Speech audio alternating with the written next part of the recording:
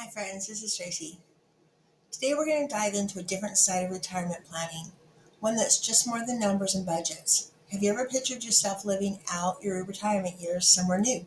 Maybe you're dreaming of warmer winters, lower living costs, or simply just a fresh change of scenery. For years, my husband and I did the same thing. We tossed around ideas like Texas, California beaches, even Puerto Vallarta. We loved our time in Reno, Nevada, but as much as we enjoyed it, those cold winters kept nudging us towards a change. By the end of 2019, we knew it was time to make a decision. In this video, I'll take you through the journey we took to turn that dream into reality.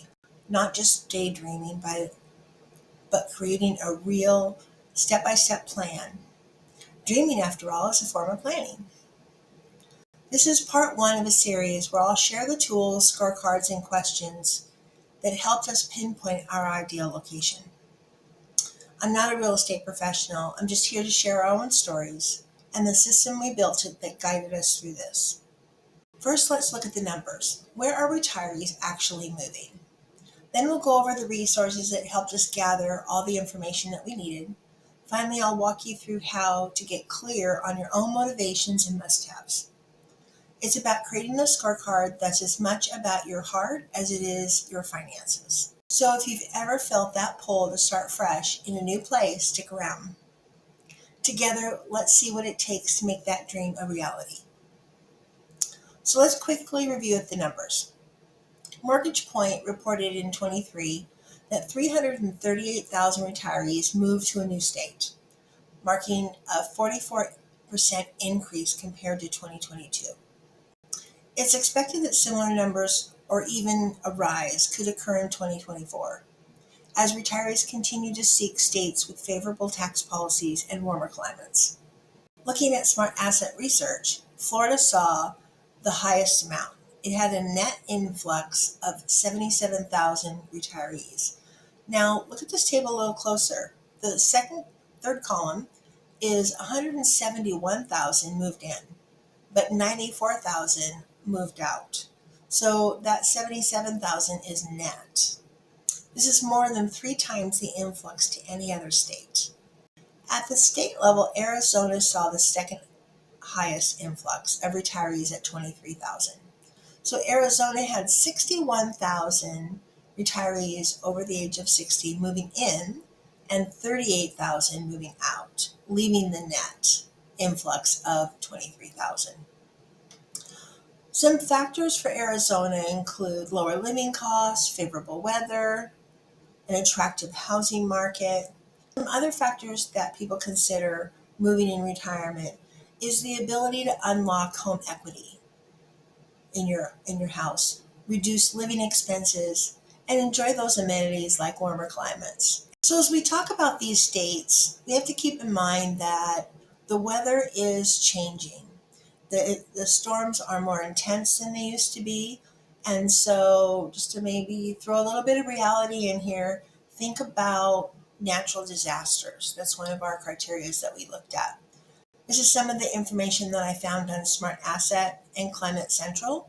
There are some storms and the kinds of common disasters for each of these states to look into. We've got hurricanes, tropical storms, flooding, excessive heat, and wildfires and droughts. So take that into consideration and do your research on these as well. Let's tap into those cities and states. So Mesa, Arizona actually found itself as the highest city where retirees over 60 are moving to.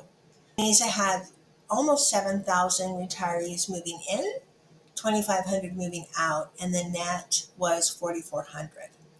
Mesa is the furthest east of the valley. To see the full list of 182 cities, click on the link and I put in the description. For us, criteria that we were thinking about, we wanted to make sure that we stayed on the West Coast. That was important. We like smaller towns with easy access to large metro areas for shopping and specialized healthcare. So we're also interested in the highway system, traffic, transportation. One thing we had at our old house was easy access to wine country. We found 2 areas the same distance away as we had before here. So we're so excited to go explore those areas. Next factor was cost of living. Best Places website is a great resource for this. Let's take Mesa, for example. That was one of the highest cities for influx. This is a couple sections of the best places. You put in the two cities, the city you're moving from, the city you're thinking about, and it has pages and pages and pages of comparisons between those two cities. It has climate, transportation, healthcare, housing, food, insurance, tax, all kinds of things you can keep drilling through. So some of the things I found that highlighted it for me is there's an overall highlights. So Mesa is 4.7% less expensive than Reno. And it has more affordable housing, which we can see down below.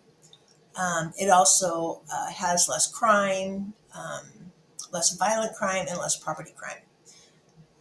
So looking at the table down below, the median home cost is almost $500,000 in Reno, and it's about $425,000 in Mesa, which I kind of consider the Phoenix metropolitan. We kept drilling down and looking at all the cities and where they were located. And Tucson is south of Phoenix, and so we were looking at what the difference is between those. Some friends of ours have moved down here before and said to stay in the county that's in between. It's called Pinal County, and housing is a lot cheaper when you get out of the city. So we're about 30 minutes out of Phoenix, and found a little bit better on cost of living for the best places. I encourage you to use best places to compare where you're currently living to some cities that you're looking into. Looking at best places, I summarized our new town that we were looking at.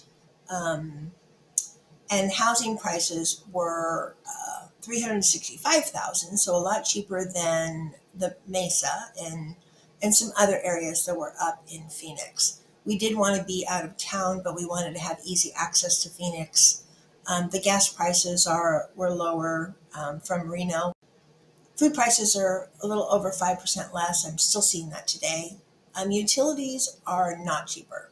So Reno was cheaper. A lot of that is around some of our heat, air conditioning, and that kind of stuff.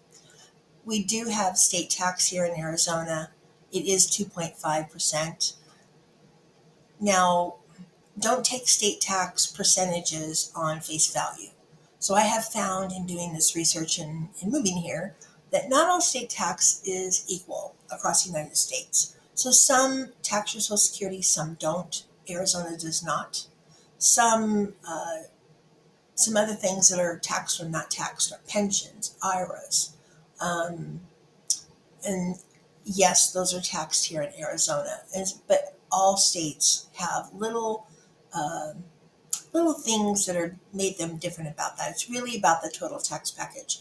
Also look at sales tax between the two. That's also property tax. So look at the whole tax package. One of the cool things that I found about Arizona state tax that makes it a little bit easier to swallow is that they have a charity program. And so if you contribute to a charity program, it's a true dollar for dollar tax credit on your state taxes. And you can donate up to $938 for a married filing jointly, or $470 if you're a single filer. And that is 100% a tax credit. So I thought that was pretty cool. If you contribute to a foster care charity, it is $1,173 married filed jointly, or $587 if you're single. So there's a website that has all the charities. So finding a charity in one of the two categories, depending on how much of a tax credit you need, you can get the majority of your taxes paid by just donating and then writing it off on your state taxes. So I thought that was pretty cool. At the end of the day, when we got here, here's how our cost of living has our actuals. So our house payment is $300 less than Reno. Our power is not cheaper, but it's only $40 a month more expensive. We have solar, and so we do have to pay that solar lease, and then whatever the excess is of our power bill. And then water and sewer, there is no sewer charges here, or it's built into something. And so it ended up being $55 savings in our favor. We did not live in an HOA in Reno, but there are some. And we do have a pool here. And so pool service and supplies is about $150 a month, and we did not have that. But because our house payment was so much lower, we got to add some of these other things and still come out net $90 a month cheaper. Once again, that's only housing. So food is cheaper, gas is cheaper, and our taxes, while we do have taxes, we do get to claim that charity and pay for the majority of our state taxes. And our property taxes are a little bit lower. So overall, the cost of living in our new town is about 18% lower than it was in Reno, Nevada, which makes us attractive to retirees seeking a more affordable lifestyle. If you're thinking about Arizona, here's a quick little primer about Arizona. I did learn a lot of this stuff after I moved. There are lots of climate regions. So up north, you've got the Grand Canyon, Flagstaff representing that from a weather perspective. It's very high elevation. They have snow. They have a lot of rain. It's a lot colder, and it doesn't get as hot. So when people do go to Arizona, I have seen a lot of people head up north or towards Flagstaff or in Flagstaff. The difference between Phoenix and Tucson, which I thought was the same, is in the summer, the weather comes from the Gulf of Mexico, and it brings with it monsoon rain and storms through June 15th to September 15th. And it has a lot of rain. And so Tucson gets a lot more rain. If you look at that, 70 inches of precipitation a year to Phoenix's 7 inches. If you're trying to get away from the rain, really pay attention to what the precipitation is in the city that you're looking in. Phoenix is a lot lower elevation, and Tucson is starting to get a little bit of height. As you go east towards the mountains, it starts getting about 4,000, 4,500 feet. So here's just some average temperatures. Now, it shows Phoenix at 104, 106. I showed you the disaster page where it was 114, 115. We have set a lot of records here for the highest over number of days over 100 degrees. So in the summer, there are little sweeps of 112, 115, 116. Just like little storms, we get these heat waves. And so while 104 and 106 is the average, we do get hotter temperatures than that.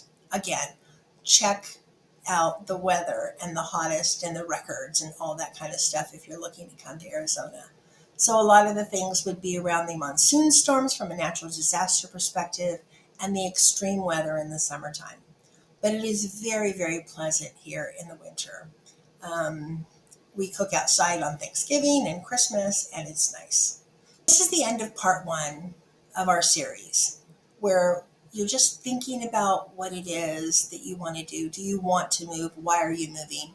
What are the things that you're okay leaving, and what are the things that you want to leave behind?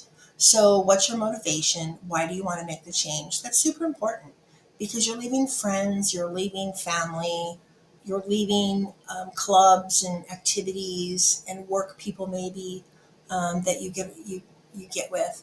So think about, what do you have, and are you okay leaving it, or are there things that you're leaving that are more important than what you had? Also, what you want at your new location. I'm going to leave you with some homework. So once you have your list, you'll know what you want to research. Cost of living. I'm going to put a bunch of links in the description. Until I see you again in part 2, do your homework. I'm so glad you joined me. I'm happy you're watching. I wish you the best of luck.